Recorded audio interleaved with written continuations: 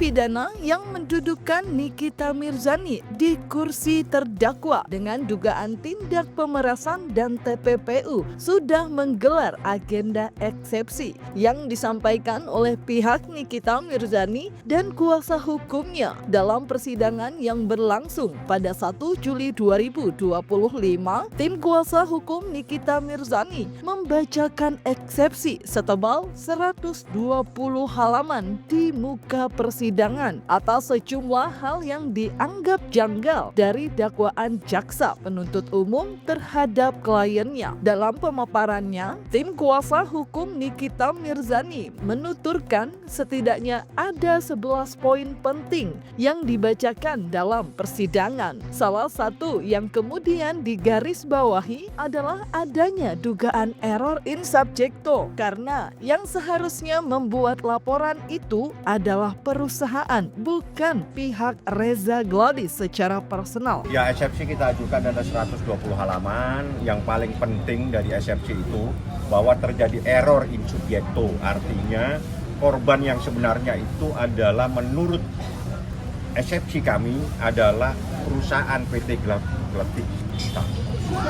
seperti itu. Jadi bukan dokter RG. Itulah yang kita sampaikan di dalam eksepsi dan dibacakan secara bergantian sama teman-teman, sehingga kami mengajukan gugatan bahwa terjadi error in subjecto, bahwa yang harusnya yang menjadi korban itu bukan pribadi manusia, tapi adalah badan hukum perseroan seperti itu. Dari beberapa poin eksepsi yang kami sampaikan tadi itu sebenarnya ada kurang lebih 11 poin. Tapi yang paling penting dalam eksepsi itu adanya korban. Korban ini yang tidak sesuai dengan hukum. Dalam dakwaan jaksa gitu ya, jaksa menyimpulkan dokter RG ini adalah sebagai korban. Tapi berdasarkan dokumen yang kami peroleh ya, itu terdapat fakta hukum bahwa dokter RG ini adalah bukan korban dalam perkara ini. Nah, artinya apa? Dalam hal tidak ada korban atau korban yang sebenarnya tidak melaporkan, maka berdasarkan pasal 369 ayat 2 perkara ini tidak bisa dilanjutkan. Kenapa? Di situ ditegaskan bahwa terhadap perbuatan ini harus ada laporan atau pengaduan dari pihak korban yang sebenarnya. Terkait dengan korban tadi itu ya kami menyimpulkan salah alamat gitu. Karena bukan orang yang secara hukum yang berhak untuk bertindak terkait dengan adanya proses hukum ini gitu loh. Nah, sehingga menurut kami dari sisi korban sendiri yang menurut jaksa penuntut umum itu adalah Dr. Reza, itu adalah tidak cermat atau tidak jelas menurut kami. Kami tadi sudah melihat sekilas, tapi intinya eksepsi yang begitu banyak itu akan menjadi suatu beban daripada majelis hakim membacanya. Lebih lanjut, dakwaan adanya dugaan tindak pidana pencucian uang yang dilakukan Nikita Mirzani juga dianggap tim kuasa hukumnya tidak cermat karena tidak mengurai tindak pidana asal sampai akhirnya Nikita Mirzani didakwa dengan pasal 3 Undang-Undang Tindak Pidana Pencucian Uang. Juga kemudian terkait dengan dakwaan TPPU ya. Nah, dakwaan TPPU ini kami menyimpulkan bahwa ini adalah dakwaan yang tidak cermat gitu ya, dakwaan tidak lengkap, tidak jelas. Karena apa? Karena di dalam uraian dakwaan itu tidak mencantumkan predikat crime-nya atau tindak pidana asal. Jadi terdakwa Niki ini dituduh melakukan pelanggaran pasal 3 Undang-Undang TPPU. Tapi uraian jaksa itu dalam dakwaannya tidak menyebutkan tindak pidana asal ini yang mana. Undang-Undang TPPU ada 26 jenis tindak pidana asal. Dari ke-26 itu tidak satu pun diuraikan oleh jaksa penuntut umum dalam dakwaannya. Nah, oleh sebab itu menurut kami dakwaan yang dibuat oleh jaksa penuntut umum itu adalah dakwaan yang kabur atau tidak cermat lah, kira-kira begitu. Tapi yang pasti eksepsi itu adalah biasanya ada menyangkut masalah formil dan material. formil itu adalah identitas terdakwa maupun menyangkut masalah wewenang mengadilin, atau dikatakan wilayah mana yang bisa menentukan pengadilannya. Itulah dikatakan daripada eksepsi itu. Kedua, menyangkut material ada menyangkut masalah pasal-pasal yang didakwakan. Jadi contoh kami katakan kasusnya percintaan didakwa membunuh, itu tidak bisa. Atau kasusnya pemerasan didakwa membunuh, itu yang tidak bisa. Itu yang dibantah, itu yang dieksepsi. Tapi kalau kasusnya pemerasan, ya pasalnya pemerasan sah secara hukum. Tapi terserah pada majelis hakim untuk memastikannya, untuk memutuskannya. Tak hanya itu, pihak Nikita Mirzani juga meminta majelis hakim yang menangani kasus pidana kliennya menunda proses persidangan sampai gugatan perdata terkait wan prestasi yang dilayangkan Nikita Mirzani dan Ismail Marzuki mendapat keputusan tetap. Dalam pandangannya, kasus pidana dan perdata memiliki keterkaitan sehingga hal itu dianggap perlu dilakukan. Namanya Begini ya, kalau terkait uang 4 miliar itu, karena yang menjadi korban ini kan sesuai dengan dakwaannya itu adalah kan Reja. Reja itu korban daripada uang sebesar 4 miliar. Nah, sementara di perdata juga terkait daripada objeknya juga kan sama, terkait uang juga kan, uang 4 miliar juga. Termasuk daripada subjeknya juga kan sama, di mana terdakwa Nikita Mirzani sebagai penggugat 1 dan Ismail Marzuki sebagai penggugat 2. Selanjutnya terdakwa tergugat satunya adalah RG, yang tergugat 2-nya adalah Ataubi Mopid. Nah, di mana sesuai dengan pasal 81 KUHP dan SEMA pasal 1 nomor 1 1956, jika terjadi adanya perkara perdata, dalam hal ini ada perkara nomor 489 yang saat ini masuk dalam tahap mediasi, maka kami memohon kepada termasuk terdakwanya sendiri agar perkara ini untuk dihentikan sampai dengan perkara daripada perdata nomor 489 itu selesai dan memiliki kekuatan hukum dan yang tetap. Itu kurang lebihnya.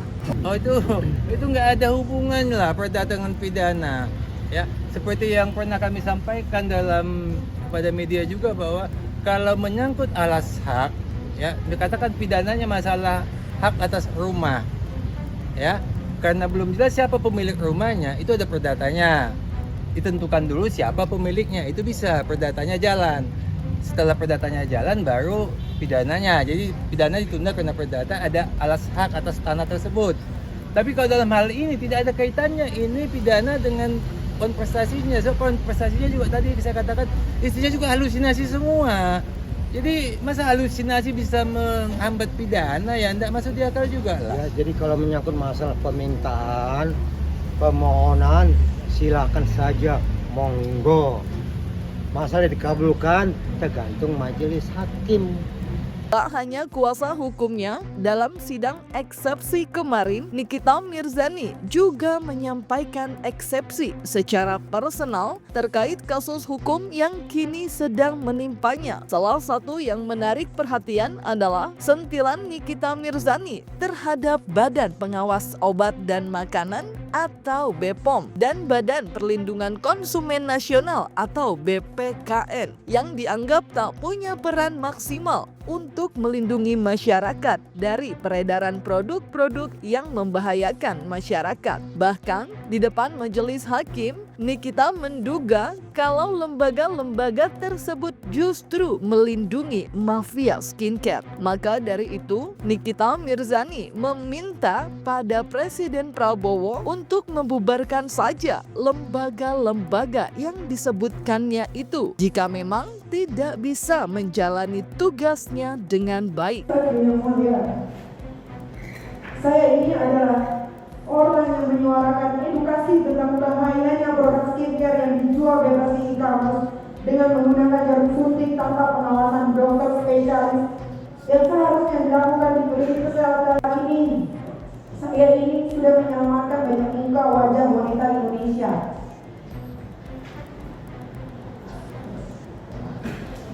Wajah wanita Indonesia atas pentingnya edukasi terhadap pelanggan produk skincare yang berbahaya tersebut. Akan tetapi saya malah dipenjarakan oleh mafia skincare atau penjahat skincare yang sesungguhnya, yaitu Reza Gladys Nizari dan Altoba Mubid yang malah dilindungi. Lantas, kemana BPOM? Badan Perlindungan Konsumen Nasional. Ayo bergerak lindungi masyarakat dan para konsumen, bukan malah diam saja. Atau jangan-jangan ikut adil melindungi para mafia produk skincare yang berbahaya. Ini yang dijual bebas di pasaran demi keuntungan mafia skincare atau penjahat skincare yang berlindung di balik hukum yang sangat meresahkan bagi orang-orang awam pada umumnya yang tidak tahu akan bahaya skincare tersebut. Kalau begitu, saya minta kepada Bapak Presiden Prabowo Subianto sebagai Kepala Negara Kesatuan Republik Indonesia agar membubarkan saja BPOM dan Badan Perlindungan Konsumen Nasional dari negara kita ini, karena cuma diam saja, tidak bisa berbuat apa-apa. Patut diduga justru melindungi para mafia skincare seperti Dr. Reza Gladys Nizari dan Altoba Mufid, daripada uangnya untuk membiayai lembaga BPOM dan Badan Perlindungan Konsumen Nasional tidak jelas dipakai untuk melindungi rakyat dan konsumen, justru patut diduga melindungi para mafia skincare atau penjahat skincare. Maka lebih baik uang ini digunakan untuk membantu rakyat Indonesia yang masih memerlukan bantuan dan uluran tangan untuk kebaikan orang-orang yang tidak mampu. Sebetulnya itu adalah sebuah sindiran kepada institusi tersebut. Kalau Anda tidak mampu memberikan perlindungan kepada rakyat, ya buat apa juga ada di Republik ini, kan gitu.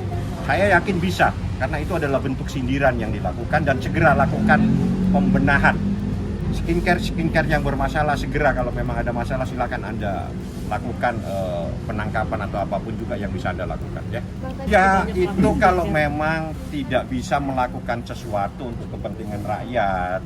Jika memang tidak mampu melindungi rakyat, yang ngapain juga ada sebuah institusi atau lembaga. Ki juga minta BPOM ditutup karena mafia skincare masih berkeliaran. Ditutup aja karena nggak guna juga ada di Indonesia. Dalam persidangan sebelumnya, Nikita Mirzani sempat mengutarakan kekecewaannya usai mendengar dakwaan dari jaksa penuntut umum. Di depan awak media, Nikita menilai dakwaan yang diserahkan padanya terkesan dibuat-buat. Maka dari itu, Nikita Mirzani meminta Presiden Prabowo untuk membenahi oknum-oknum yang diduga bermain di balik statusnya sebagai terdakwa dugaan pemerasan dan tindak pencucian uang. Pada Bapak Presiden Republik Indonesia, Bapak Prabowo yang terhormat, tolong hukum di negara kita, di Indonesia yang tercinta ini benar-benar diluruskan, bukan diatensi dengan kekuasaan, sehingga tidak lagi memilih mana yang benar dan salah.